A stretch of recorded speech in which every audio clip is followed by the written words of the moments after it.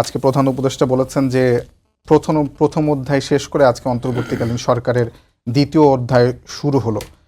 প্রথম অধ্যায়ে সরকার কতটা সফল ছিল বলে মনে করেন, এবং দ্বিতীয় অধ্যায়ে অর্থাৎ সংস্কারের যেই উদ্যোগগুলো সরকার নিতে যাচ্ছে, যাতে ঐক্যমত্য কমিশন হয়েছে, সেইগুলো কতটা সফল হবে বলে আপনি মনে করেন? জি, আপনাকে ধন্যবাদ। আমার সহ আলোচক সারোয়ার তুষার সহ আমাদের দর্শক শ্রোতা সবাইকে আমার সালাম।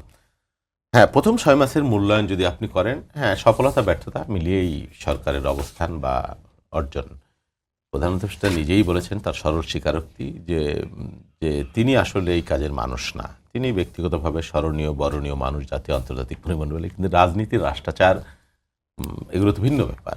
এগুলোর জন্যে শিক্ষা লাগে, অভিজ্ঞতা লাগে, প্র্যাকটিক্যাল ফিল্ডের দীর্ঘদিনের লাগে।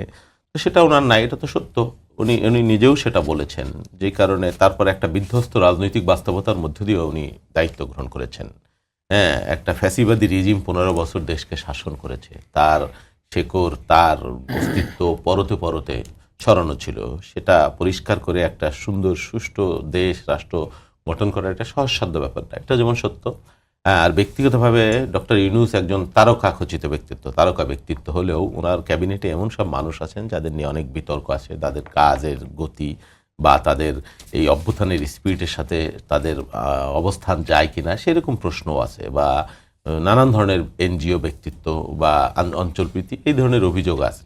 কিন্তু সব মিলিয়ে আমরা যেটা বলছি যে হাসিনা যে পালিয়ে গেল, আমরা ফ্যাসিবাদী রিজিম থেকে আমরা মুক্তি পেলাম, অনেক সমস্যা সমাধান হয়নি, অনেক আকাঙ্ক্ষার ব্যত্যয় আছে। এই 6 মাস আমরা একেবারেই কম সময় মনে করছি না। অনেক আকাঙ্ক্ষার ব্যত্যয় আছে, জিনিসপত্র দ্রব্যমূল্য যেটা মানুষের কষাঘাতে জরাজীর্ণ, জীবন অতিষ্ঠ, সেই বিষয়গুলো এখন পর্যন্ত ভালো কোনো মানে খবর বা ভালো কোনো রেজাল্ট আমরা পাইনি এখন পর্যন্ত। মানুষ অনটন আছে, অভাব আছে।